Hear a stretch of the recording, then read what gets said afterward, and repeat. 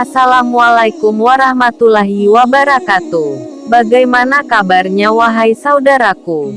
Semoga semua senantiasa dalam keadaan sehat dan terjaga dari segala perbuatan keji dan munkar. Amin ya robbal alamin. Saat ini kita telah sampai pada tahun di mana kita kembali diingatkan oleh sebuah peristiwa penting, yaitu Tahun Baru Islam 1443 Hijriah 1 Muharram yang jatuh pada Selasa, tanggal 10 Agustus tahun 2021. Sejarah 1 Muharram Tahun Baru Islam ditandai dengan peristiwa besar, yakni peristiwa hijrah Nabi Muhammad SAW.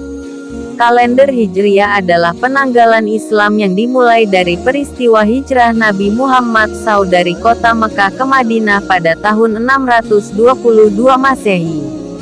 Perhitungan Tahun Baru Islam bermula di masa Umar bin Khattab RA, tepatnya 6 tahun pasca wafatnya Nabi Muhammad SAW. Sebelum mengenal kalender Islam atau kalender Hijriah, masyarakat Arab mengenal tahun dengan menamainya menggunakan peristiwa penting yang terjadi di tahun tersebut. Misalnya kelahiran Nabi Muhammad SAW dikenal dengan tahun gajah, sebab pada tahun tersebut terjadi penyerangan terhadap Ka'bah oleh pasukan yang menggunakan gajah sebagai kendaraan perangnya. Sama dengan kalender Masehi, kalender Hijriah juga terdiri dari 12 bulan, yaitu Muharram, Safar, Rabiul Awal, Rabiul Akhir, Jumadil Awal, Jumadil Akhir, Rajab, Sya'ban, Ramadan, Syawal, Zulkaidah dan Zulhijjah, dengan jumlah hari berkisar 29 sampai 30 hari.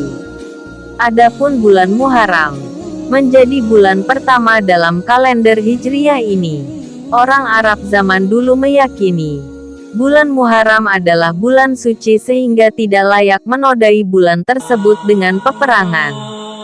Sementara pada bulan lain misalnya Safar, diperbolehkan melakukan peperangan. Bulan Muharram juga menjadi bagian dari 4 bulan haram dalam kalender Hijriah. 4 bulan haram itu adalah Zulkaidah, Zulhijjah, Muharram, dan Rajab. Peristiwa penting di bulan Muharram. Terdapat beberapa peristiwa penting.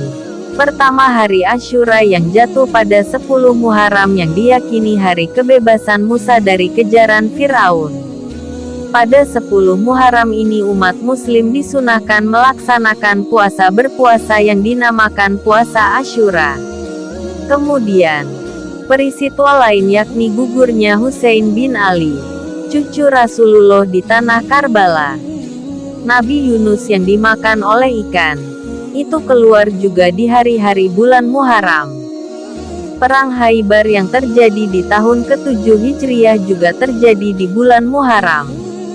Perang ini menandai penumpasan total kaum Yahudi yang suka bikin kekacauan dan perpecahan di kota Madinah. Puasa Asyura dan Taswa. Bulan Muharram adalah satu di antara bulan haram selain bulan Rajab, Zulqa'dah, dan Zulhijjah. Amalan sholih yang diperintahkan saat itu adalah memperbanyak berpuasa. Dari sekian hari di bulan Muharram, yang lebih afdol adalah puasa hari Asyura, yaitu pada 10 Muharram. Puasa Asyura 10 Muharram memiliki keutamaan yang tinggi karena dapat menghapus dosa setahun lalu. Selain 10 Muharram, puasa pada 9 Muharram yang disebut puasa Taswa juga sunnah untuk dilakukan. Puasa Taswa ini dilakukan dalam rangka menyelisihi Yahudi. Ketika Nabi Shallallahu Alaihi Wasallam melaksanakan puasa Asyura dan memerintahkan para sahabat untuk puasa, ada sahabat yang berkata bahwa hari Asyura adalah hari yang diagungkan orang Yahudi dan Nasrani. Kemudian Nabi Shallallahu Alaihi Wasallam mengatakan bahwa tahun depan akan berpuasa di tanggal 9. Namun, belum sampai tahun depan, Nabi Shallallahu Alaihi Wasallam sudah diwafatkan. Amalan sunnah lainnya. Di bulan Muharram ini juga ada sejumlah amalan penting yang bisa dilakukan oleh umat Islam. Di antaranya sebagai berikut. 1. Syukur atas usia yang diberikan oleh Allah SWT. Umur adalah nikmat yang diberikan Allah pada kita. Akan tetapi jarang kita syukuri. 2. Perbanyak tilawah Al-Quran. 3.